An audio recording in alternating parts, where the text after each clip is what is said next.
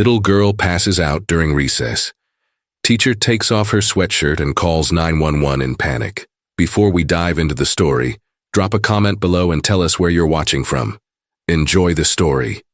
The morning bell had just rung at Oak Ridge Elementary, sending children scurrying through hallways awash with autumn light. It was the kind of crisp September day that promised adventure, with leaves just beginning to hint at gold and crimson outside the classroom windows. Miss Delaney checked her attendance roster with practiced efficiency, her eyes pausing briefly on one name, Ivy. Wilson.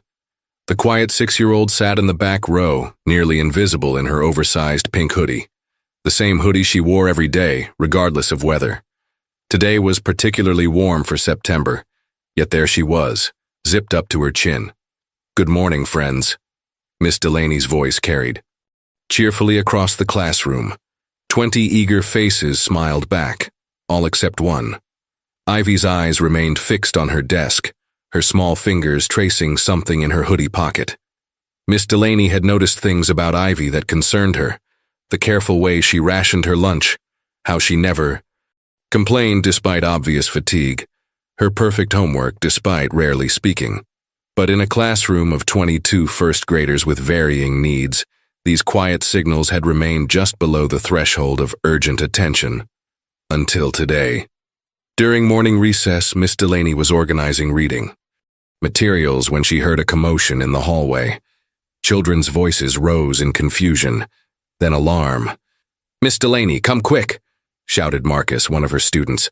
"Ivy fell down." She rushed into the hallway to find a small circle of children gathered around a crumpled form on the floor.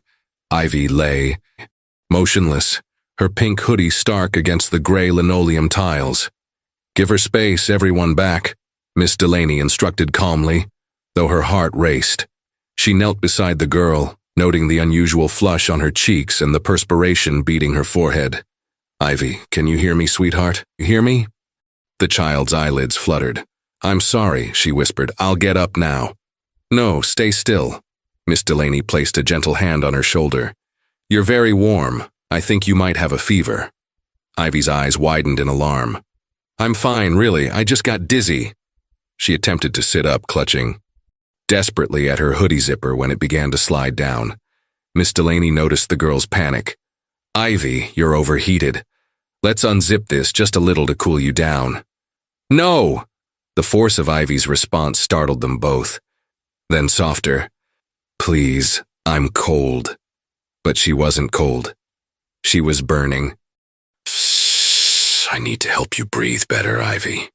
With gentle authority, Miss Delaney carefully lowered the zipper, just enough to help the child get more air. As she did, Ivy's small hand shot out from her pocket, revealing something clutched tightly in her palm.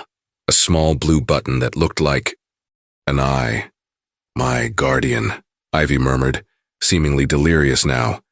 Then Miss Delaney saw them, angry red welts peeking out from beneath the collar of Ivy's shirt. Her teacher's instinct transformed instantly into alarm. "Amanda," she called to the classroom aide who had appeared in the doorway. "Call the office and have them phone 911. Then contact Ivy's parents immediately." As the aide rushed off, Miss Delaney turned back to Ivy, whose eyes had filled with tears. "Am I in trouble?" the child whispered. "No, sweetheart. You're not in trouble at all." Miss Delaney brushed a strand of hair from Ivy's forehead. "We're going to get you help." But as the school nurse arrived and emergency services were called, a troubling question formed in Miss Delaney's mind. Why would this gentle child think she was in trouble for being sick? And why had no one noticed how ill she truly was? What had they all been missing? The ambulance arrived with swift efficiency, its silent lights casting rhythmic red patterns across the school hallway. Miss Delaney stood nearby, clutching Ivy's small backpack, while paramedics assessed the child with gentle professionalism. "Her temperature's 103.4, one of them murmured, exchanging concerned glances with his partner. Miss Delaney watched as they carefully transferred Ivy to a stretcher. The girl looked impossibly small against the white sheets, still clutching her blue button in one tiny fist. When they tried to remove her hoodie completely, Ivy became agitated, her eyes wide with distress. "It's my shield," she whispered hoarsely. The paramedic nodded with understanding. "We'll just unzip it for now, okay? You can keep it with you." As they wheeled Ivy toward the exit, Miss Delaney approached. "I'll ride with her. We haven't been able to reach her parents yet." Principal Meredith intercepted her with a gentle hand on her arm. "Sarah, I need you to stay with your class. The school nurse will accompany Ivy to the hospital. I've got a substitute heading to your classroom now." "But she's frightened," Miss Delaney protested. "She trusts me." "I understand, but there are protocols." The principal's expression softened. "We've left messages at all contact numbers for the Wilsons. As soon as school lets out, you can head to the hospital. For now, 21 other children need you." Miss Delaney reluctantly returned to her classroom where wide-eyed first graders waited with questions she couldn't fully answer. "Is Ivy going to be okay?" asked Lily, whose desk neighbored Ivy's.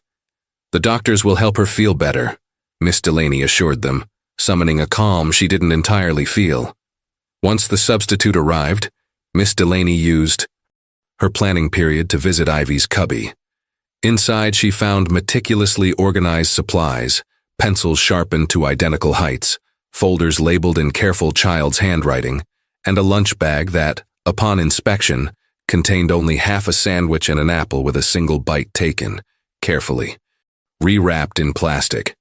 Tucked into the side pocket of Ivy's backpack was a small notebook. Miss Delaney hesitated, feeling like an intruder, but her concern outweighed her reservations. She opened it to find not the typical first-grade scribbles, but a careful record. "Dad, 2 days since seen. Mom, left note about working double. Remember, be quiet in morning."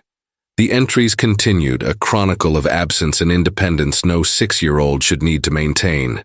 Miss Delaney's eyes welled with tears.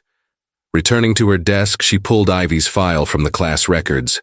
Perfect attendance, despite several notes about tiredness. Emergency contacts listed the parents' workplaces, a senior care facility, and a delivery service, but calls there had gone to voicemail. Previous teachers' comments painted a picture of a mature, self-sufficient child who never causes problems. The school's records showed the family had moved frequently, 3 addresses in 2 years. The latest contact information was already outdated, according to the office secretary. By dismissal time, Miss Delaney had pieced together a troubling puzzle. Ivy wasn't just a quiet child. She was a child trying desperately not to be noticed, a child carrying adult responsibilities on tiny shoulders. In her car, driving toward Memorial Hospital, Miss Delaney recalled subtle signs she'd missed. How Ivy always cleaned up after herself and others, how she never asked for help, how she watched the classroom clock anxiously near dismissal time, how she'd once mentioned, "I make my own breakfast because I'm a big girl now." She gripped the steering wheel tighter, remembering Ivy's art projects, always depicting a small figure standing between 2 tall shadows, never quite touching. "What else have I missed?" she whispered to herself as the hospital came into view. And where are her parents when she needs them most? Memorial Hospital's pediatric wing hummed with subdued activity as Miss Delaney approached the nurses' station. The antiseptic smell and fluorescent lighting created an atmosphere that was both sterile and strangely intimate, as if all who entered shed their pretenses at the sliding glass doors. "I'm looking for Ivy Wilson," she explained to the nurse behind the counter. "She was brought in from Oak Ridge Elementary earlier today." The nurse glanced up, her expression carefully neutral. "Are you family? I'm her teacher, Sarah Delaney. Room 214, Dr. Chen is with her now." The nurse lowered her voice. "Still no sign of parents?" Miss Delaney shook her head. "We've tried every number." As she approached room 214, Miss Delaney heard a gentle voice through the partially open door. "Can you tell me how long your skin has been feeling itchy, Ivy?" A barely audible reply followed. Miss Delaney knocked softly before entering. Ivy lay in a bed that dwarfed her small frame, her pink hoodie folded neatly on the bedside table.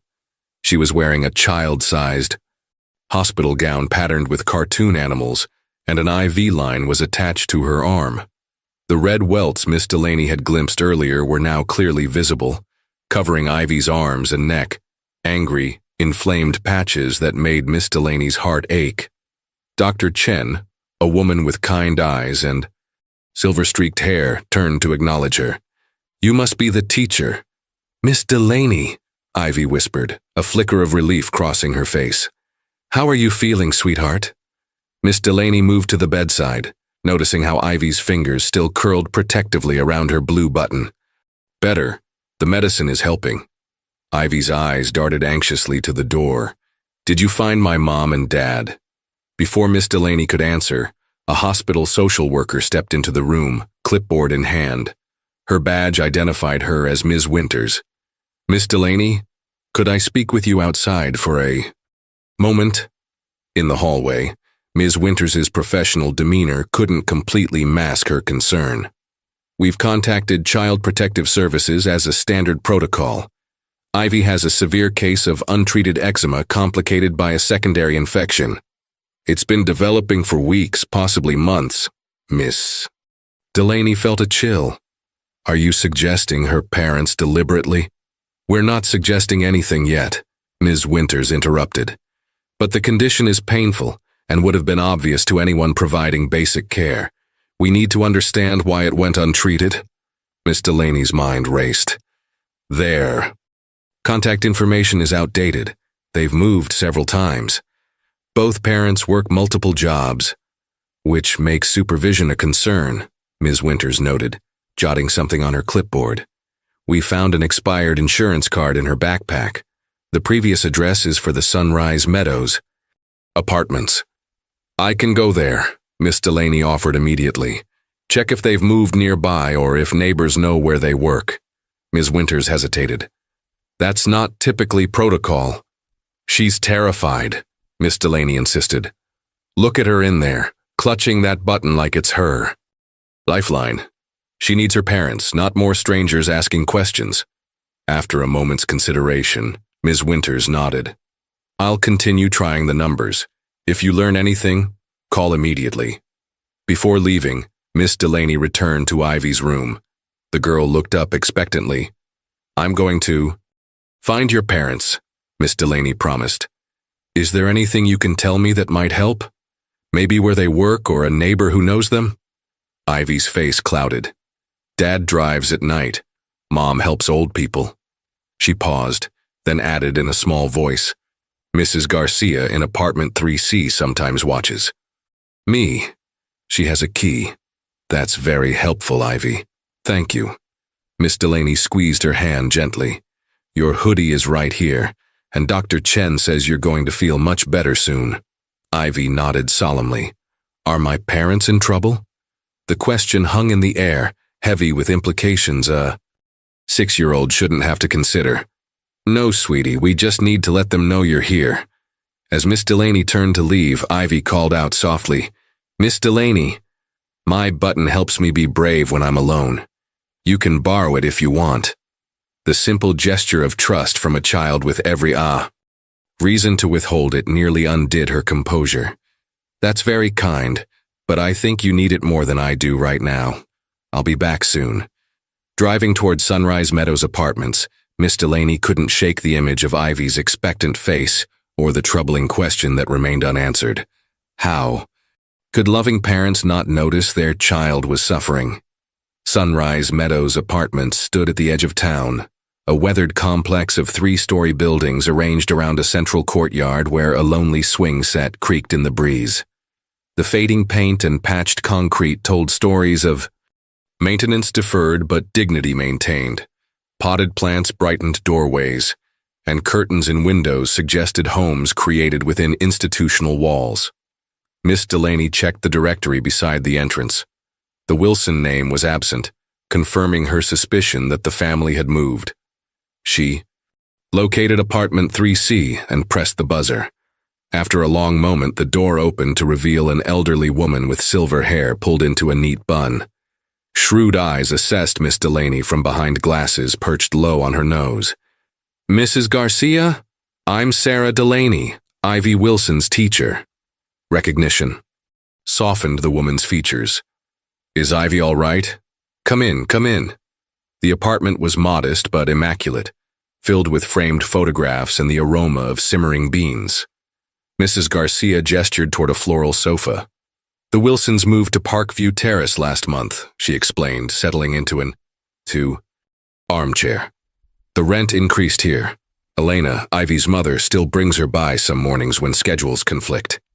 Do you have their current address? Phone numbers? Ivy's in the hospital, and we haven't been able to reach them. Alarm crossed Mrs. Garcia's face. Hospital? What happened? She collapsed at school. She has a severe skin condition that went untreated. Mrs. Garcia sighed heavily. Those poor people work themselves to exhaustion. Elena takes care of elderly patients at Willow Glen Nursing Home. Double shifts since Robert's delivery company cut his hours. He picked up night shifts at the warehouse in the industrial park. She rummaged through a drawer and produced a slip of paper. Elena left this for emergencies.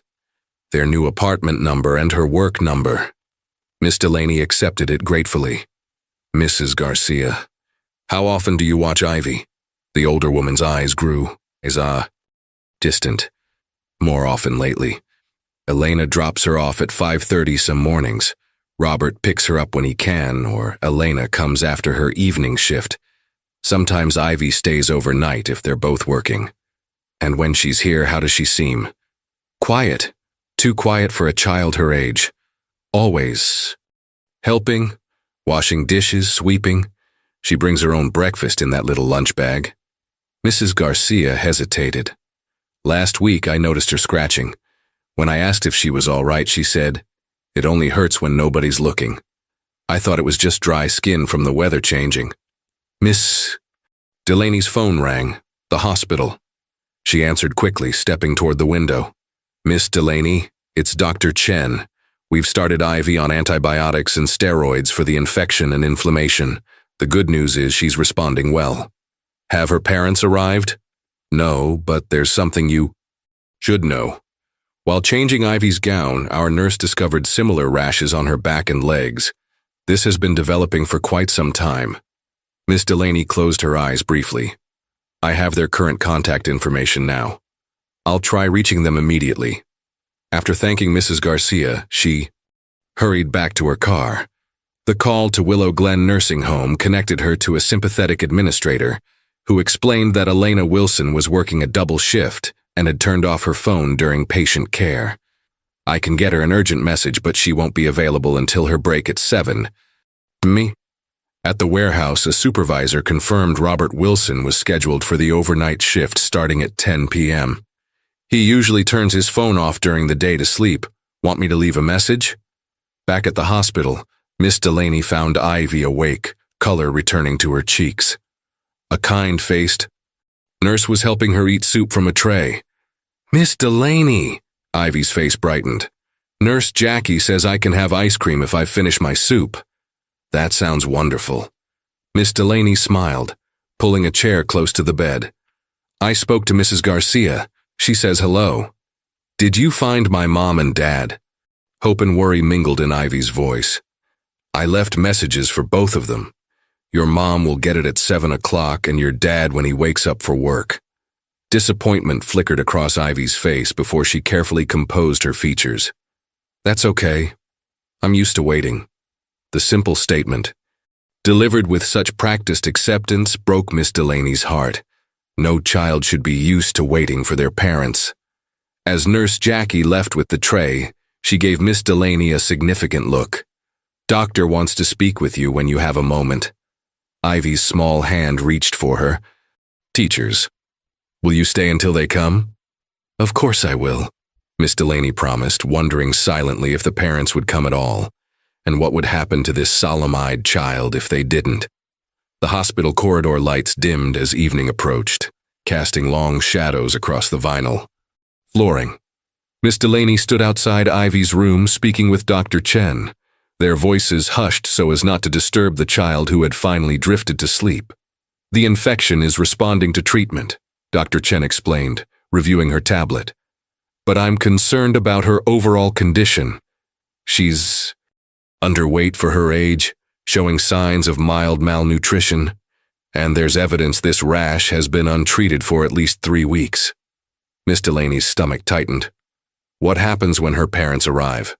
Standard protocol requires a consultation with Child Protective Services. Ms. Winters has already started a preliminary file. Dr. Chen's expression remained neutral, professional. You seem unusually invested in this case, Miss Delaney. Something doesn't add up, she admitted. Everything I've learned suggests these parents are working impossible hours, not deliberately neglecting her. There's a difference. Dr. Chen nodded thoughtfully. I've seen it before. Families in impossible situations making impossible choices. But my obligation is to the child's well-being, regardless of intent. Their conversation was interrupted by approaching footsteps. Heavy, deliberate steps that seemed out of place in the pediatric wing. Miss Delaney turned to see Mr. Jenkins, Oak Ridge Elementary's custodian, his weathered face creased with concern beneath his gray mustache. Mr. Jenkins, what are you doing here? He removed his cap, turning it nervously in his large hands. Came to check. On the little one. Principal said she was here. His eyes moved to the door of Ivy's room. How's she doing? Dr. Chen excused herself, leaving Miss Delaney alone with the unexpected visitor. She's improving, she assured him. I didn't realize you knew Ivy. A shadow crossed his face. Know all. The kids. Some just need noticing more than others. He reached into his jacket pocket and produced a small paper bag. Brought her something. Inside the bag was a collection of buttons, different colors, sizes, and shapes. Miss Delaney looked up questioningly. She collects them, Mr. Jenkins explained. Finds them on the playground in hallways. Started teaching her to sew them back in September when I found her trying to fix her hoodie with tape. Miss Delaney felt something shift in her understanding. You've been helping her. He nodded, suddenly looking uncomfortable with acknowledgement. She gets to school awful early some days. Too early. Found her waiting outside in the cold once. After that, I started coming in 30 minutes before my shift. His voice softened. Let her help me with simple tasks. She likes feeling useful. Did you know about her skin condition? Noticed the scratching. Asked her once if she was okay. She said she was fine, just had itchy patches. Gave her some of my wife's hand cream. His weathered face crumpled slightly. Should have done more, maybe. We all should have, Miss Delaney admitted quietly. Mr. Jenkins glanced toward the room again.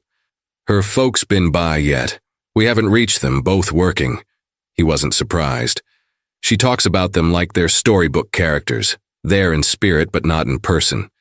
Says her dad drives all night delivering dreams to people, and her mom has magic hands that help. Old folks remember how to smile. His eyes met Miss Delaney's. Kids got poetry in her, explaining away their absence like that. A nurse approached, interrupting them. Miss Delaney? There's a call for you at the nurse's station. Elena Wilson. Relief flooded through her. Ivy's mother, finally. Mr. Jenkins nodded. I'll sit with the little button collector till you get back. Been meaning to show her how to sew a proper star pattern anyway. At the nurse's station, Miss Delaney picked up the phone with trembling hands. Mrs. Wilson? This is Sarah Delaney, Ivy's teacher. The voice that responded was breathless, edged with panic. Where is my daughter? They said she's in the hospital. I just got the message. I'm on my break. I only have 15 minutes. Ivy collapsed at school today. She has a severe skin infection that requires treatment. A small gasp came through the line. Will she be okay? The doctors believe she'll recover fully, but Mrs. Wilson. Miss Delaney hesitated, searching for words that wouldn't sound accusatory. The condition didn't develop overnight. There are questions about why it wasn't addressed sooner. Silence stretched across the line, followed by a sound that might have been a stifled sob. I noticed some dry patches last week. I put cream on them before she went to bed. But our schedules... Her voice trailed off. I'm a certified nursing assistant. I should have recognized... Another pause. I'm a terrible mother, aren't I? The toss. Raw pain in the woman's voice stopped any judgment Miss Delaney might have harbored. Mrs. Wilson, your daughter needs you here. I'll lose my job if I leave now. We're already behind on rent since Robert's hours were cut. I get off at 11. Desperation colored her words. Please, can you stay? With her? I'll come straight there, I promise. As Miss Delaney returned to Ivy's room, she found a scene she hadn't expected. Mr. Jenkins sat beside the now awake child, demonstrating how to thread a needle. Ivy's face, so often solemn, was lit with concentration and the ghost of a smile. Look, Miss Delaney, she said softly, holding up a button. Mr. Jenkins says guardian eyes work better in pairs. The clock on Ivy's hospital room wall ticked steadily toward 11 p.m. Miss Delaney had called the school to arrange a substitute for tomorrow, settling into the vinyl chair for what promised to be a long night. Mr. Jenkins had reluctantly departed at the end of visiting hours, leaving behind the collection of buttons and a sense of unexpected alliance. Ivy had fallen asleep mid-stitch, the button project still clutched in her small hands. In sleep, the worry lines that had no place on a 6-year-old's face smoothed away, making her look even younger and more vulnerable. Miss Delaney gently removed the sewing materials from Ivy's grasp, noticing a folded paper that had fallen from the child's pocket onto the bedsheet. She picked it up, intending to return it to the bedside table, when she noticed writing on the outside. For days when ships pass. Her conscience battled briefly with curiosity before the teacher in her, the protector of this child, won out. She carefully unfolded the paper to reveal a family photograph. 3 smiling faces looked back at her, a younger Ivy, perhaps 4 years old, seated between a handsome man with Ivy's same thoughtful eyes and a pretty woman with a warm smile. They sat before a birthday cake with 4 candles, arms wrapped around each other in an unbroken circle. On the back, a message was written in careful handwriting. Remember, starlight, even when you can't see us, we're in the same sky. Ships passing doesn't mean ships gone. It means we're carrying treasures to bring home to you. Love, Mama and Daddy. Miss Delaney's eyes welled with tears. This wasn't the evidence of indifference she'd half expected to find. This was family fractured not by lack of love, but by circumstance. A soft knock at the door interrupted her thoughts. Ms. Winters, the social worker, entered with a manila folder tucked under her arm. Any word from the parents? She asked, keeping her voice low. The mother called. She'll be here after her shift ends at 11. The father works nights. He'll come in the morning. Ms. Winters nodded, then gestured toward the hallway. Could we speak outside? In the corridor's muted lighting, Ms. Winters opened her folder. I've been looking into the Wilson family background. They immigrated 3 years ago. Both had professional careers in their home country. Their credentials aren't recognized here, so they've been working entry-level jobs while trying to recertify. That explains a lot, Miss Delaney murmured. There's more. They had another child, a son. He died shortly before they emigrated. Ms. Winters pulled out a document. According to the background check, he had a rare immune disorder. The medical bills bankrupted them. Miss Delaney felt the air leave her lungs. How old was he? 7. Just a year older than Ivy is now. The revelation cast everything in a new light. Ivy's dependence, her parents' driven work ethic, the painful irony of a mother trained in healthcare missing signs of her daughter's illness. They're not neglectful, Miss Delaney said with quiet certainty. They're traumatized and overwhelmed. Perhaps. But good intentions don't change the fact that a child was left to care for herself to the point of serious illness. Ms. Winters' tone remained professional, but not unkind. The system doesn't distinguish based on intent, only outcome. What happens now? That depends. CPS will conduct a home visit. There will be requirements, parenting, classes, regular medical checkups, possibly supervised visitation initially. Supervised, you mean they could lose custody? Alarm sharpened Miss Delaney's voice. Temporarily, it's possible, until we can ensure proper supervision is in place. The elevator doors opened at the end of the hall, and A woman stepped out, still wearing scrubs, hair pulled back in a hasty ponytail, eyes scanning room numbers with increasing urgency. Even from a distance, the resemblance to Ivy was unmistakable. "Mrs. Wilson," Miss Delaney called softly. Elena Wilson hurried toward them, exhaustion etched into every line of her face. "Where is she? Is she okay?" "She's sleeping," Miss Delaney assured her. "The treatment is working." Relief washed over the mother's features, followed immediately by apprehension as she noticed Ms. Winter's official badge. "Are you from Children's Services?" Elena asked, her accent thickening with stress. "We need to discuss Ivy's situation," Ms. Winters confirmed. "Please." Elena's voice dropped to a whisper. "May I see my daughter first?" Ms. Winters hesitated, then nodded. "5 minutes, then we need to talk." As Elena slipped into Ivy's room, Miss Delaney caught a glimpse of the mother approaching the bed, her composed facade crumbling as she gently touched her sleeping child's face. "She lost one child already," Miss Delaney said quietly to Ms. Winters. "Please don't make her lose another." The social worker's expression remained unreadable. "That's not my decision to make, but I'll note your concerns in my report." Inside the room, Elena Wilson had sunk to her knees beside Ivy's bed, one hand covering her mouth to stifle her sobs, the other gently stroking her daughter's hair.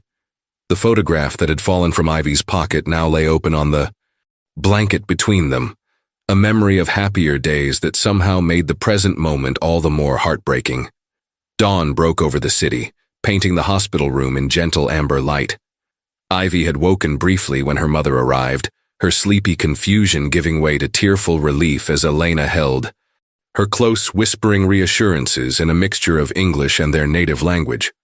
Eventually, both had fallen asleep. Ivy in the hospital bed, Elena awkwardly curled in the chair beside her, their hands still intertwined. Miss Delaney had stepped out during their reunion, giving them privacy, while she spoke further with Ms. Winters. Now, returning with coffee for Elena, she found Robert Wilson had arrived as well. He stood at the window, still wearing his delivery company uniform, his broad shoulders bent with exhaustion and worry. "Mr. Wilson," she said softly, not wanting to wake the sleeping pair. He turned, revealing bloodshot eyes and a face weathered beyond its years. "You're the teacher?" When she nodded, he extended a calloused hand. "Thank you for staying with Ivy. The hospital called me at work." "You came straight from your shift?" "Couldn't leave early, we're on final." "Warning for missed deliveries." His gaze returned to his daughter. "The social worker says there will be a home inspection today." Miss Delaney hesitated. "Would it be helpful if I came along? As Ivy's teacher, I could provide another perspective." Surprise flickered across his face, followed by wary gratitude. "You would do that? I care about Ivy, and I believe in your family." The inspection was scheduled for 2 p.m. Miss Delaney followed the Wilsons' aging sedan to Parkview Terrace Apartments, a complex similar to Sunrise Meadows, but newer and a bit further from the city center. Elena had reluctantly returned to the hospital after Robert promised to bring fresh clothes for Ivy and her favorite stuffed animal, a well-worn rabbit she called Benny. Apartment 17B was on the second floor, accessed by an external staircase. Robert unlocked the door with a quiet apology.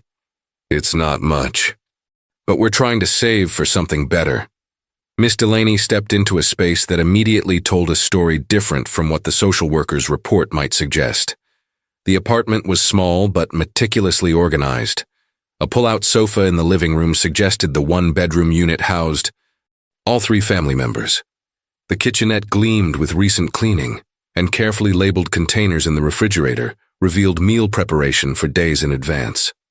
What struck her most were the details: a handmade growth chart on the wall, a corkboard covered with Ivy's artwork, a small desk in the corner clearly dedicated to her schoolwork, with supplies neatly arranged in recycled containers. On the refrigerator, a complex calendar system tracked both parents' shifting work schedules in different colors. Post-it notes created a conversation across time. Lunch in blue container. Left early. Extra hug waiting when I get home. Daddy will pick you up Wednesday. Robert stood awkwardly in the center of the room. Elena tries to prepare everything in advance on her day off. I do the same when our schedules switch. Miss Delaney moved to a small table where 3 mismatched chairs were carefully arranged. A jar in the center held fresh wildflowers, clearly collected from the roadside rather than purchased. Ivy sets the table every night, Robert explained, his voice softening. Even when it's just her eating alone. She says it's practice for when we can all eat together again. The bedroom revealed another layer of the family's reality. A twin bed for Ivy occupied one wall, lovingly dressed with a colorful handmade quilt. The opposite wall held a mattress on the floor, the parents' bed, with neatly folded blankets and a small lamp for reading. Between them stood a cardboard box painted to resemble a mailbox, divided into 3 slots labeled Mama, Daddy, and Ivy. Miss Delaney peered inside Ivy's slot to find it overflowing with folded papers. Our message system, Robert explained. Since we're rarely here at the same time, we leave notes. Elena checks hers every morning. I check mine when I get home. His voice caught. We thought it was enough. We thought we were managing. Miss Delaney pulled one of Ivy's messages from the box. A crayon drawing showed 3 stick figures holding hands beneath a bright sun. The words, "My family," were printed carefully across the top. We left everything behind when we came here, Robert said quietly. Good jobs, our home, our support system. After losing Miguel, we promised ourselves Ivy would have opportunities he never got. His hands trembled slightly. Now they say we might lose her too. Before Miss Delaney could respond, a knock at the door announced Ms. Winters and another official from Child Protective Services. Their expressions were professionally neutral as they entered, notepads ready. Mr. Wilson, Ms. Winters began, we'll need to see all areas of the home and discuss supervision arrangements for Ivy. As the inspection began, Miss Delaney moved to the window, her gaze falling on the family photograph she'd seen at the hospital. It now sat framed on Ivy's small nightstand, alongside a jar containing a collection of buttons, each one different, each one special. She picked up the jar, understanding now that each button represented more than just a collected treasure. They were eyes watching over a child when her parents couldn't be there, small guardians for a girl who had learned too young to guard herself. 3 days later, Ivy returned to school. The angry red welts had faded to pale pink patches, and the infection had retreated under proper medical care. She wore her pink hoodie, freshly washed but still comfortingly familiar, with both blue Guardian buttons now properly sewn onto the pockets. Miss Delaney watched from her classroom doorway as Ivy approached down the hallway, her small hand engulfed in her father's much larger one. Robert Wilson had taken a rare morning off to bring her in personally, his face a mixture of pride and apprehension. Remember what Dr. Chen said, he reminded Ivy, kneeling to her level. If the itching starts. Again, tell Miss Delaney right away. No waiting, no being brave, promise? Ivy nodded solemnly. I promise, Daddy. And you'll eat all your lunch today? The special one Mama packed? Another nod. All of it. He brushed her hair back gently. Your mother will pick you up after school. Right at 3 o'clock. She doesn't have to, Ivy whispered. I can wait if she needs to work. Something flashed in Robert's eyes. Pain, guilt, resolve. No more waiting alone, Starlight. That's our new promise. After a tight hug, he stood and acknowledged Miss Delaney with a grateful nod before reluctantly departing. Ivy watched him go, her expression carefully composed until he disappeared from view. Only then did her shoulders relax slightly. Welcome back, Ivy, Miss Delaney said warmly. We've missed you. The class had made welcome cards, and a small cheer erupted when Ivy entered the room. She accepted their attention with shy surprise, unaccustomed to being the center of positive focus. By lunchtime, however, Miss Delaney noticed Ivy had retreated back into her habitual quietness, sitting slightly apart from the other children in the cafeteria. When she approached Ivy's table, she found the girl methodically eating every item in her lunchbox, a far cry from her previous habit of saving portions for later. The lunch was abundant, a sandwich with crusts carefully removed, cut fruit arranged in a colorful pattern, yogurt, and a small note decorated with hearts. "Your mom packed you a wonderful lunch," Miss Delaney observed, sitting beside her. "She got up extra early to make it," Ivy replied softly. "She doesn't usually have time. Things are a bit different now, aren't they?"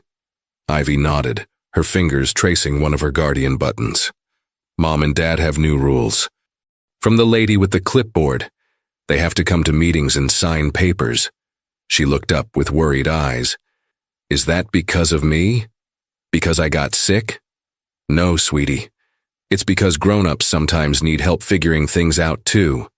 Miss Delaney chose her words carefully. "Your parents love you very much. They're working with Ms. Winters to make sure you have everything you need."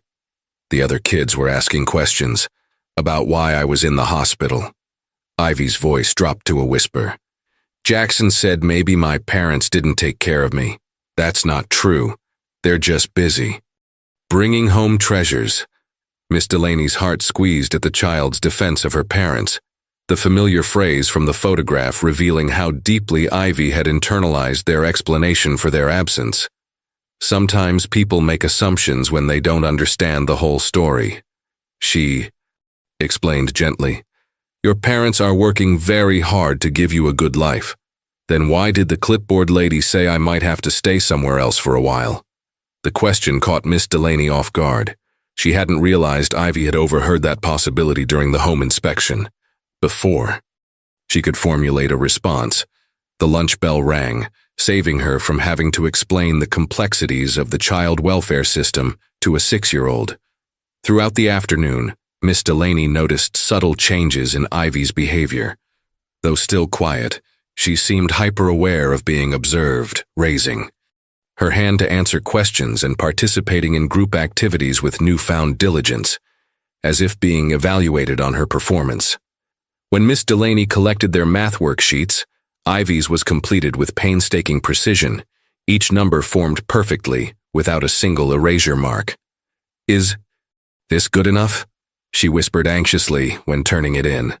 After school, Miss Delaney watched through the classroom window as Elena arrived precisely at 3 o'clock. Unlike the usual hurried pickups of the past, she wasn't wearing scrubs, having apparently taken time to change clothes before arrival. She knelt to embrace Ivy, then listened attentively as the child showed her a picture she'd drawn in art class. It should have been a heartwarming scene of family reconnection. Instead, Miss Delaney felt an inexplicable heaviness. Both mother and daughter moved with a new stiffness, self-consciousness that hadn't existed before, as if they were actors aware of performing for an invisible audience. Later that evening, as Miss Delaney prepared for the next day's lessons, her phone rang. It was Elena Wilson. "Miss Delaney, I'm sorry to bother you at home," she began, her voice. "But Ivy came home with a note about a field trip next week. It requires a parent chaperone, and both Robert and I have mandatory shifts we cannot miss. Ms. Winters says all school activities must have proper supervision or—" Her voice caught. "Or it could affect our case." The implication was clear. Another mark against them in the evaluation of their parenting. "I'll speak with the principal," Miss Delaney assured her. "We'll find a solution." After they hung up, Miss Delaney sat at her kitchen table, a cold cup of tea forgotten before her. The system designed to protect children, like Ivy, was instead creating new pressures for a family already at their breaking point. The Wilsons were trying desperately to meet every requirement, but their economic reality made perfect compliance nearly impossible. Something needed to change. But what? And how? The question followed Miss Delaney into uneasy dreams, where Ivy stood alone at a crossroads, her guardian buttons glinting like eyes in the darkness, watching and waiting for someone to see the truth. The faculty lounge at Oak Ridge Elementary hummed with the usual morning chatter, as teachers refilled coffee mugs and compared weekend stories. Miss Delaney sat slightly apart, reviewing the parent chaperone list for the upcoming field trip to the Natural History Museum. The Wilson family's situation weighed heavily on her mind. "Penny, for your thoughts?" Principal Meredith settled into the chair beside her, steam rising.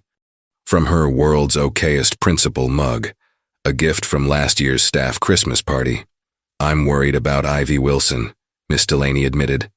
"Her parents can't chaperone the field trip because of work commitments, but skipping school events could count against them with CPS.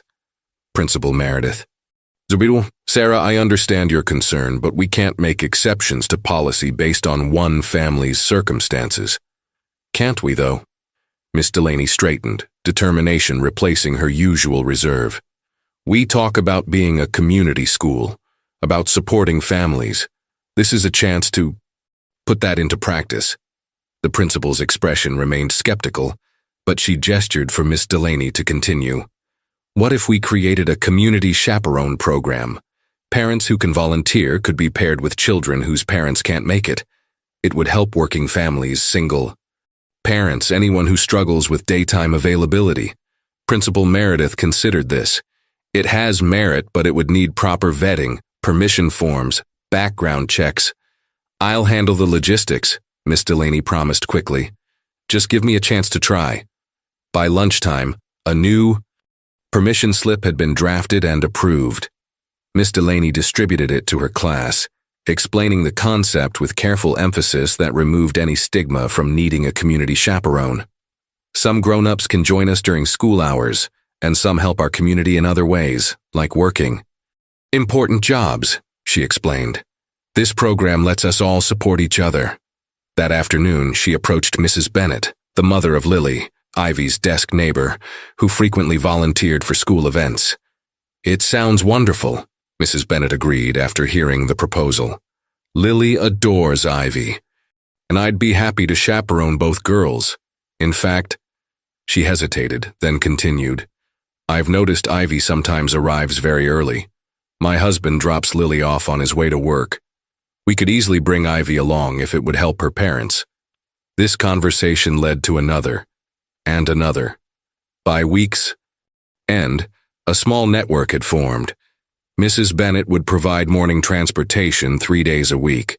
Mr. Collins, a retired grandfather of another student, offered to help with afternoon pickup when Elena worked late shifts. The PTA president suggested organizing a weekend homework club where working parents could bring their children while catching up on laundry or meal prep in the school's family resource room.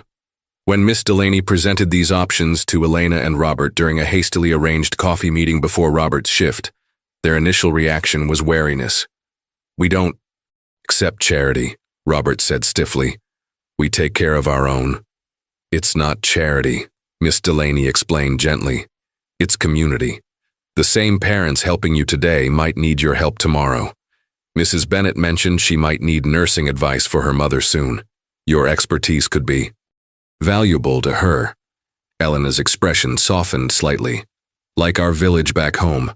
Neighbors looking after each other's children." "Exactly. No one can do everything alone, not even parents." Slowly, cautiously, the Wilsons began accepting help. First with transportation, then with the occasional meal share organized by classroom parents. Elena even volunteered her one free weekend afternoon to help with the school's health screening day, offering her nursing assistant skills where she could.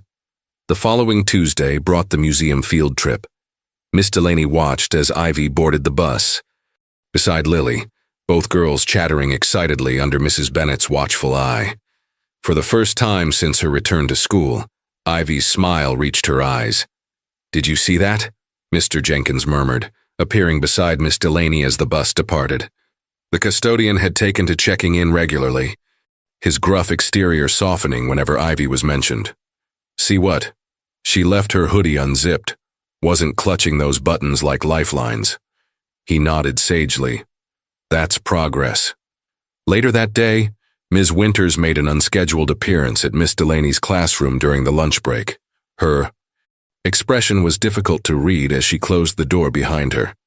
"I understand you've initiated some community support for the Wilson family," she began, her tone neutral. Miss Delaney tensed. "Is that a problem?" "Actually, I came to thank you." Surprise must have shown on Miss Delaney's face, because Ms. Winters continued with a small smile. Our goal isn't to separate families. It's to ensure children's needs are met. If that can happen within their family, with appropriate community support, that's the ideal outcome. Relief flooded through Miss Delaney. So the Wilsons aren't at risk of losing custody? The situation is still being monitored, but these developments are encouraging. Ms. Winters hesitated. There's something else you should know. Elena Wilson has applied for a night shift position at the hospital. If approved, it would mean one parent could always be home with Ivy. That's wonderful news. It's lower pay, Ms. Winters cautioned. They'll struggle financially, but they'll have what matters most, time with their daughter. As Ms. Winters departed, Miss Delaney noticed Ivy in the schoolyard, playing hopscotch with Lily and two other girls. Her movements were still careful, reserved compared to the other children's exuberance, but she was participating, stepping beyond the invisibility she had cultivated for so long. Later, collecting homework assignments, Miss Delaney paused at Ivy's desk. The girl's journal entry for the day contained a carefully drawn picture of the museum trip. Unlike her previous drawings of isolated figures, this one showed a group, Ivy, Lily, Mrs. Bennett, and several classmates, all connected by thin lines between their hands. Beneath it, in careful printing, Ivy had written, "My school family. It wasn't everything, but it was a beginning, a small bridge being built between isolation and belonging, between invisibility and being truly seen." The community support system surrounding the Wilson family blossomed over the following weeks. Elena secured the night shift position at the hospital, creating a schedule where either she or Robert was always home with Ivy. The arrangement meant tighter finances, but brought a newfound stability to their family rhythm. Ivy flourished under the consistent attention. Her skin condition improved with regular medication and care. She began raising her hand more in class and even joined the after-school art club that met twice weekly. The guardedness that had defined her for so long began to soften at the edges. Miss Delaney watched these changes with quiet satisfaction, keeping detailed notes of Ivy's progress for the upcoming CPS review. Every positive development felt like a step toward security for the family she had grown to care about deeply. Then came the letter. It arrived in Ivy's backpack on a Thursday afternoon, an official notice requiring the Wilsons to attend an emergency review meeting the following Monday. The reason stated was new information relevant to case assessment. Elena called Miss Delaney that evening, panic evident in her voice. "We've done everything they asked," she said, her accent thickening with stress. "Ivy never misses her medication. She's never alone. We attend every meeting. What could this be about?" "I'm sure it's just a formality," Miss Delaney assured her, wishing she felt as confident as she sounded. "Would you like me to attend the meeting with you?" "Could you? We trust you, Miss Delaney. Ivy trusts you." Monday morning arrived with leaden skies threatening rain, a fitting backdrop for the tension Miss Delaney felt as she entered the county services building. She found Elena and Robert in the waiting area, both looking exhausted but determined. Elena had come straight from her night shift. Robert would head to work directly after the meeting. Ms. Winters greeted them with professional courtesy, but something in her demeanor had shifted since their last interaction. She led them to a conference room, where a man in a suit sat reviewing documents. "This is Mr. Griffith from the regional supervisor's office," Ms. Winters explained. "He's been assigned to review the Wilson case." Mr. Griffith didn't look up immediately, continuing to flip through the file before him. When he finally acknowledged their presence, his expression remained detached, clinical. "Mrs. and Mr. Wilson, I've been reviewing your case and have some concerns about the sustainability of your current arrangements." His tone suggested he'd already reached his conclusions. While there have been improvements in supervision, the underlying instability remains. "What instability?" Robert asked, his voice carefully controlled. "One of us is always with Ivy now." "At the expense of economic security," Mr. Griffith countered. "Your apartment is at minimum standard for 3 occupants, You're behind on utilities according to your financial disclosure, and you're one emergency away from potential eviction. He straightened a paper before him. Furthermore, we've received information that Ivy continues to display concerning behaviors at school. Miss Delaney straightened in her chair. What information? As Ivy's teacher, I've documented consistent improvement in her social integration and emotional well-being. Mr. Griffith consulted his notes. We have a report that Ivy was found hiding in a supply closet. Last week, refusing to come out. She allegedly told another student she was practicing being invisible. Elena's face paled. That's not true. Ivy would have told us. Miss Delaney's mind raced, then suddenly clarity dawned. I believe I can explain that incident. The children were playing hide-and-seek during indoor recess. Ivy was simply playing the game. The report came from a classroom volunteer who was concerned. Mr. Griffith persisted. Mrs. Fitzgerald, Miss Delaney realized aloud. She's new to our classroom and doesn't know Ivy's history. She misinterpreted what she saw. But Mr. Griffith seemed unmoved. Regardless, our recommendation is to implement a temporary placement, while the Wilsons establish more secure housing and financial stability.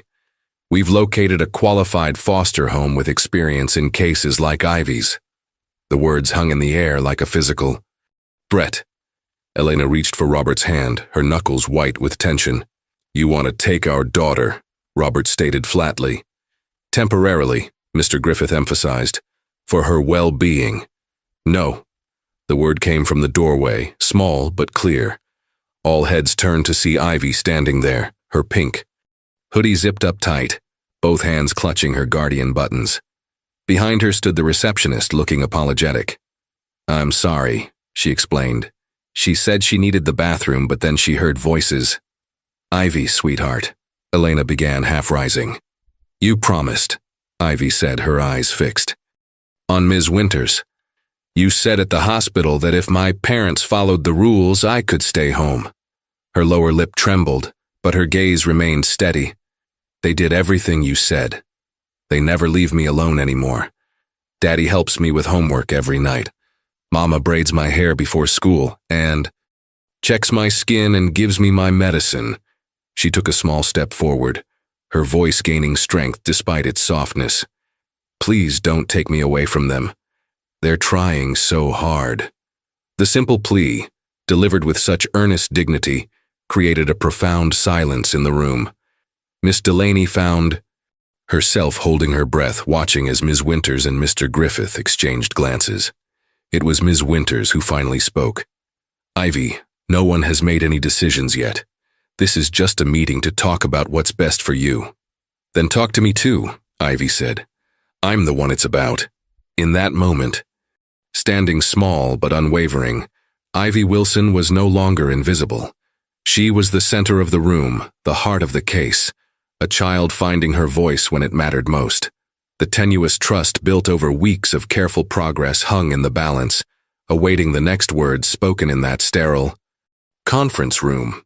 Rain lashed against the windows of Miss Delaney's apartment that evening, mirroring the storm of emotions she'd weathered throughout the day. She sat at her kitchen table, surrounded by scattered papers, teaching notes, Ivy's school records, and a half-written letter of advocacy. She'd begun after the disastrous meeting. The outcome had been worse than she'd feared. Despite Ivy's heartfelt plea and Ms. Winters' apparent hesitation, Mr. Griffith had remained unmoved. The recommendation for temporary placement stood, with a court hearing scheduled for Friday, just 4 days away. Elena had collapsed into silent tears while Robert's face had hardened into a mask of helpless anger. But it was Ivy's reaction that haunted Miss Delaney most, the way the light had simply vanished from her eyes, replaced by a terrible understanding no child should possess. You lied, she whispered, looking not at her parents or the officials but directly at Miss Delaney. You said helping each other would make things better. Now, staring at her advocacy letter, Miss Delaney wondered if she had inadvertently made promises she couldn't keep. The community support system she'd helped build had created a false sense of security, perhaps even drawing additional scrutiny to the family's financial struggles. Her phone rang, startling her from her thoughts. It was Principal Meredith. "Sarah, I've just had a concerning call from the district superintendent," she began without preamble. "Apparently, Mr. Griffith has filed a complaint alleging you've overstepped professional boundaries in the Wilson case. They're questioning your objectivity." Miss Delaney felt a chill. "What does that mean exactly?" "It means you've been instructed not to attend Friday's hearing. And there will be a formal review of your involvement." The principal's voice softened slightly. "I defended your actions, Sarah, but my hands are tied. Until this is resolved, you need to maintain professional distance from the situation. They're going to separate that family based on financial circumstances, not care," Miss Delaney protested, her voice rising. "Ivy is finally making progress. Can't you see what this will do to her? I understand you care deeply, but there are procedures that are failing this child." The force of her own words surprised her. "I'm sorry, but I can't just stand by and watch this happen." After hanging up, Miss Delaney sat in the growing darkness of her kitchen, the rain's persistent rhythm matching her racing thoughts. Professional boundaries, objective distance. The very concepts seemed hollow when weighed against the reality of a family being torn apart by circumstance rather than intent. She reached for her jacket and car keys. Decision made. Professional consequences be damned. Some things mattered more.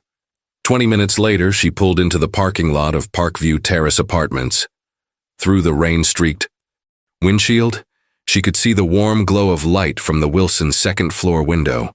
Perhaps the last few days this family would spend together if nothing changed. Before she could open her car door, tears overwhelmed her. Tears of frustration, helplessness, and a deep sense of failure.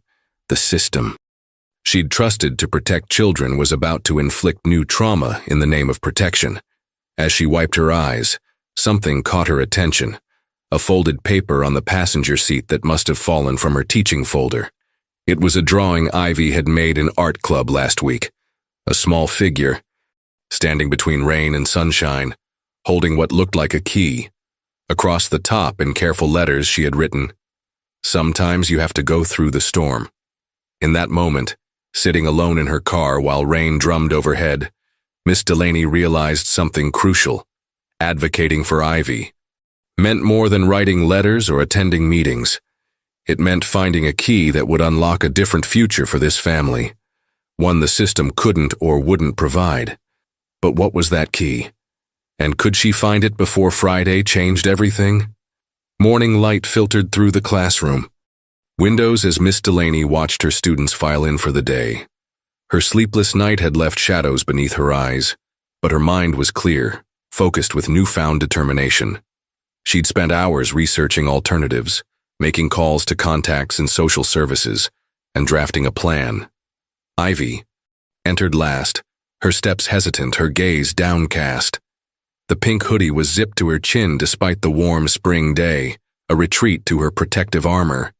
When she finally looked up, the silent accusation in her eyes struck Miss Delaney like a physical blow. "Good morning, everyone," Miss Delaney began, summoning warmth into her voice. "Today we're going to start with a special art project." She distributed sheets of blue construction paper and small containers of white yarn to each desk. "We're going to create something called a community web. First, draw yourself in the center of your paper." As the children worked, Miss Delaney moved quietly to Ivy's desk. "I know you feel I broke a promise," she whispered, kneeling beside the girl. "But I haven't given up. Not on you. Not on your family." Ivy continued drawing without looking up, her small fingers gripping her crayon with unnecessary force. After the children had drawn themselves, Miss Delaney demonstrated the next step. "Now, take your yarn and glue it to connect your picture to all the important people in your life. Family, friends, teachers, neighbors, anyone who matters to you." She watched as 22 children created their webs, some simple, others elaborate. Most connected themselves to parents, siblings, friends, and pets. Ivy sat motionless, staring at her blank blue paper. "What if the people go away?" she finally asked, voice barely audible. Miss Delaney took a deep breath. "Ivy, do you remember the story about ships passing in the night? How even when you can't see them, you're still connected?" A tiny nod. "Connections don't disappear just because we can't see them. That's what this project shows us." She gently placed a strand of yarn in Ivy's hand. "Some threads are invisible, but they're still there, holding us together."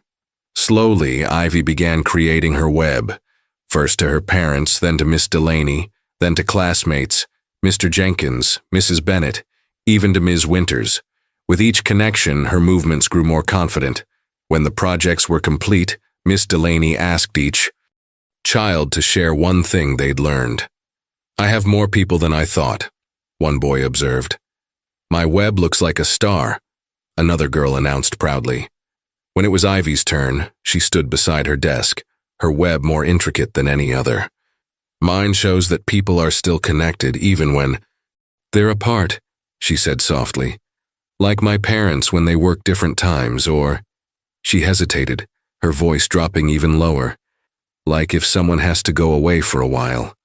The simple wisdom in her words, the heartbreaking acceptance of what might come, left Miss Delaney speechless for a moment. After class, she asked Ivy to stay behind briefly. From her desk drawer, she removed a small box. "I have something for you," she said, opening it to reveal 2 new buttons, one green, one purple. "2 more guardians for your collection." Ivy accepted them with careful hands. "What do these ones watch for?" "The green one watches for hope even when things seem dark, and the purple one—" Miss Delaney gently closed Ivy's fingers around the buttons. "The purple one reminds you that some people never stop fighting for what's right, even when it's hard." For the first time since the devastating meeting, a flicker of trust returned to Ivy's eyes. "Like you, like me, and like many others, you're not alone in this, Ivy." That afternoon, while her students were at music class, Miss Delaney made 3 crucial phone calls.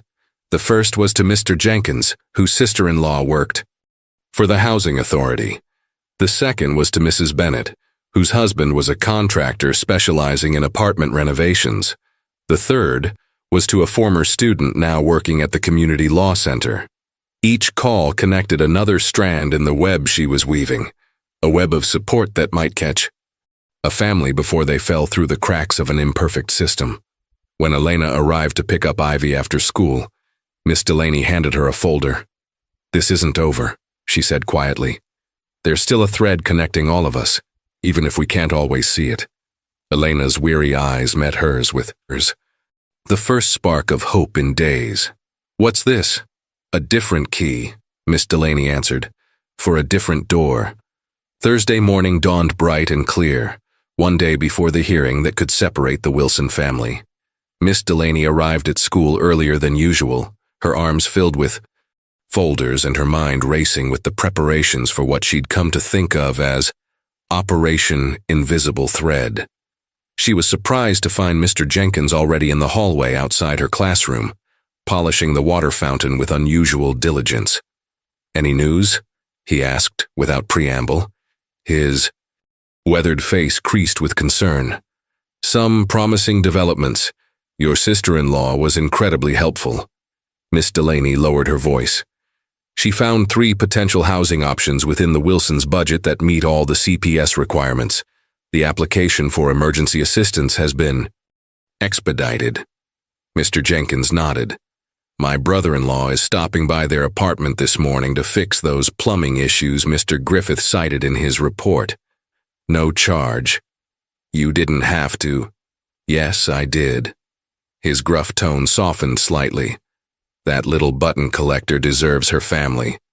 Throughout the morning, Miss Delaney maintained her usual teaching routine while fielding text messages from her growing network of allies. Mrs. Bennett had organized a group of parents to write character reference letters for the Wilsons. The Community Law Center had assigned a pro bono advocate to attend the hearing. Even Principal Meredith, despite her official warnings about professional boundaries, had quietly provided school documentation supporting Ivy's recent progress. When the children returned from recess, Miss Delaney noticed something different about Ivy. The girl moved with a new purpose, her shoulders straighter, her usual careful silence replaced by occasional whispers with Lily at the neighboring desk. During the afternoon writing exercise, Ivy raised her hand, something she rarely did voluntarily. "Yes, Ivy," Miss Delaney acknowledged. "May I read my journal entry today?" Surprised but pleased, Miss Delaney nodded encouragingly. "Of course." Ivy stood beside her desk, small fingers smoothing her paper nervously before she began. "My brave things," she read, her voice gaining strength with each word. "I was brave when I went to the hospital. I was brave when I showed my rash to the doctor. I was brave when I told the clipboard lady how I felt." She paused, taking a deep breath. "But the bravest thing I ever did was ask for help when I needed it." Her clear voice filled the classroom, reaching every corner like sunshine after rain. Miss Delaney felt a swell of emotion as Ivy continued. "My mom says sometimes the bravest thing isn't being strong alone. It's letting other people be strong with you. That's why I'm practicing asking for help now." She looked up, meeting Miss Delaney's gaze directly. "So, may I please have lunch with you today? I would like to talk about tomorrow." The simple request, Ivy's first genuine expression of self-advocacy, felt like a breakthrough more significant than any letter, phone call, or housing application. This was the true victory. A child finding her voice after years of silence. "I would be honored," Miss Delaney replied, her own voice steady despite the emotion tightening her throat. During their lunch together, Ivy revealed an awareness beyond her years. "Ms. Winters explained about the hearing tomorrow," she said, carefully arranging her carrot sticks in a pattern. "She said a judge will decide if I stay home or go somewhere else for a while." "That's right," Miss Delaney confirmed, watching the child closely. "I've been thinking about my guardian buttons," Ivy continued thoughtfully. "How they watch over me even when I'm alone." Her fingers brushed the collection now adorning both pockets of her hoodie. "But maybe they've been watching over my parents too, helping other people see that they need help." "What do you mean, Ivy?" "Well," she said slowly, "before I got sick, nobody saw us.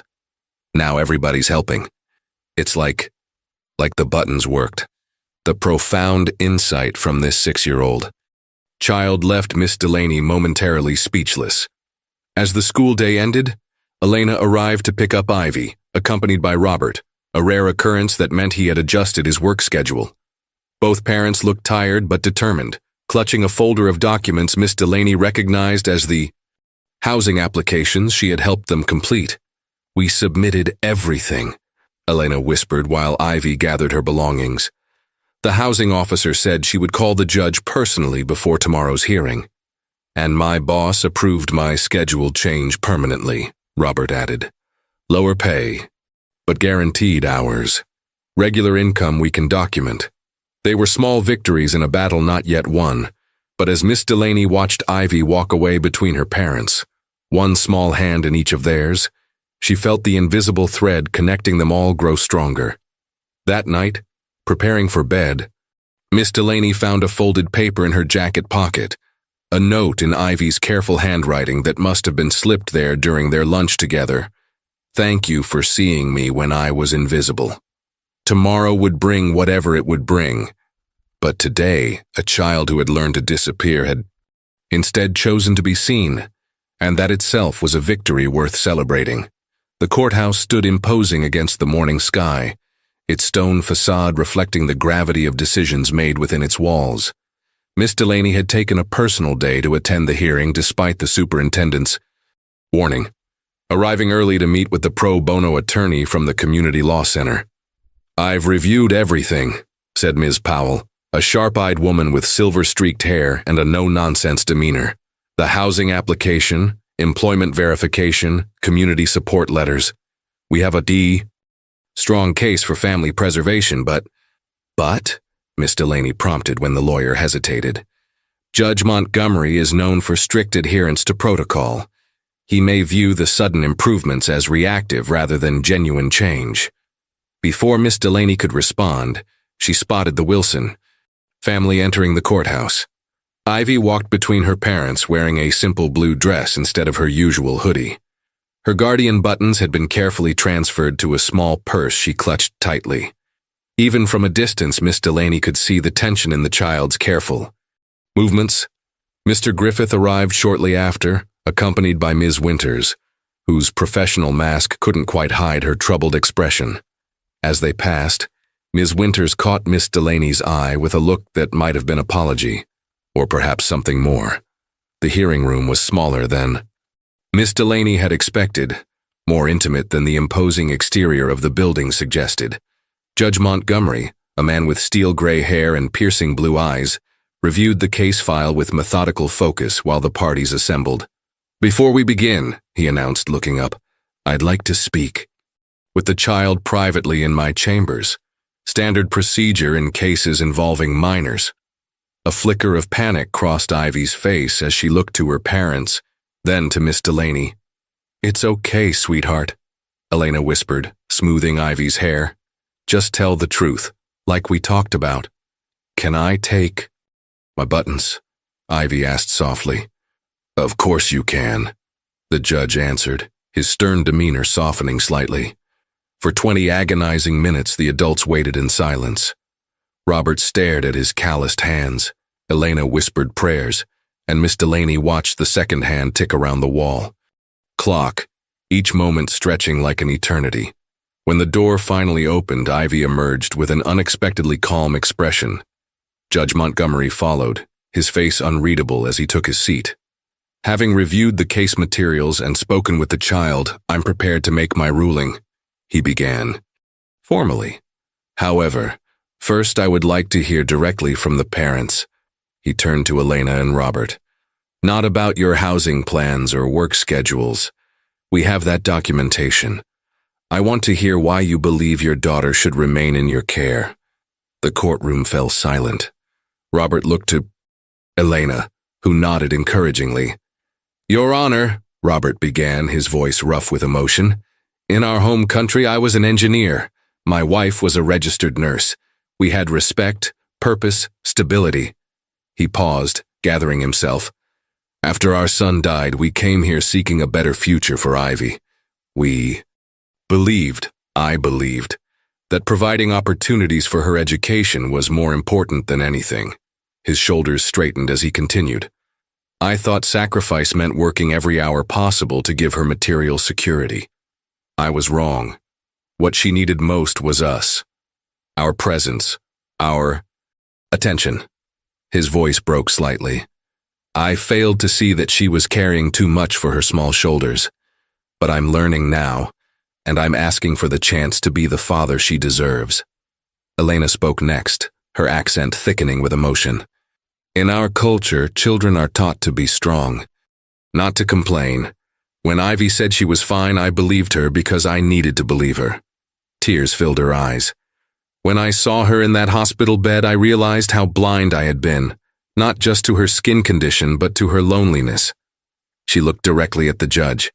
"I cannot change our financial situation overnight, but I have already changed my priorities. No job is worth my daughter's well-being." Mr. Griffith cleared his throat, preparing to respond, but the judge raised a hand to silence him. "Miss Wilson," Judge Montgomery addressed Ivy directly, his tone gentler than before. "Would you like to add anything?" Ivy stood, her guardian buttons clutched in one hand. She looked first at her parents, then at Miss Delaney, and finally at Ms. Winters before facing the judge. "When I was invisible, I thought it was better that way," she said, her clear voice filling the hushed room. "I didn't want to be a problem because my parents were already so tired." She took a small step forward. "But Miss Delaney taught me that being seen is important. And my mom and dad," her voice wavered slightly, "they see me now. They really see me." The simple truth of her words hung in the air, more powerful than any legal argument or formal assessment. In that moment, the invisible threads connecting everyone in the room seemed to shimmer with tangible presence. Judge Montgomery nodded thoughtfully, making a final note in the file before closing it with deliberate care. "I'm ready to "Make my decision," he announced, looking from the Wilsons to Mr. Griffith and back again. Miss Delaney held her breath, feeling the weight of so many hopes and fears balanced on the precipice of this single moment. After careful consideration, Judge Montgomery began, his voice filling the hushed courtroom. "I find that the best interest of the child is served by remaining with her parents, under continued supervision and support from social services." The wave of relief that swept through the room was almost palpable.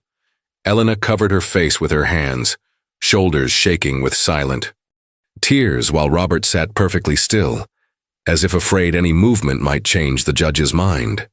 "However," the judge continued, raising a cautionary finger, "this ruling comes with conditions. The Wilsons will continue working with family services for 6 months. Regular home visits will ensure that appropriate supervision and care are maintained." He turned to Mr. Griffith. "The purpose of our system is to strengthen families, not separate them unnecessarily. In this case, I believe we have a family worth preserving." Finally, he addressed Ivy directly, his formal demeanor softening. "Young lady, during our conversation in my chambers, you showed wisdom beyond your years. Remember what we discussed about speaking up when you need help. That's not being a problem. That's being brave." Ivy nodded solemnly, clutching her collection of Guardian buttons. 1 month later, Oak Ridge Elementary buzzed with excitement for the end-of-year celebration. Students and families gathered in the gymnasium, which had been transformed with colorful decorations and project displays. In one corner stood a special exhibit, the Guardian Button Project. What had begun as Ivy's personal coping mechanism had evolved into a school-wide initiative to identify and support children who might otherwise go unnoticed. Those who, like Ivy, had become practiced at invisibility. Buttons of various colors were available for any child who needed a tangible reminder that they were seen and valued. Accompanying the display was a sign-up sheet for the new Community Support Network, where families could offer or request assistance with transportation, after-school supervision, or emergency childcare. Miss Delaney watched as Ivy guided visitors through the exhibit, explaining with quiet confidence how each button color represented different kinds of support. The pink hoodie was gone, replaced by a bright yellow dress with 2 special buttons, one blue, one green, sewn prominently on the collar. Elena and Robert stood nearby, their faces reflecting pride and something else, a sense of belonging that had been hard-won through difficult honesty and community connection. As the celebration wound down, Ivy approached Miss Delaney with a small gift box. "This is for you," she said, her eyes bright with purpose. Inside was a button, purple, like the one Miss Delaney had given her months. "Go." "It's a teacher button," Ivy explained, "for seeing children when no one else does." Miss Delaney knelt to embrace her, whispering, "Thank you for teaching me how to really see." Later, as families departed and the gymnasium emptied, Miss Delaney caught sight of Ivy between her parents, one hand in each of theirs. The child who had once worked so hard to be invisible now walked with her head high, fully present in the moment. Some battles leave no visible scars, and some victories appear ordinary to casual observers. But as Miss Delaney watched the Wilson family leave together, whole, healing, and connected, she recognized the profound truth Ivy had taught them all. Sometimes the most important act of courage is simply allowing yourself to be seen.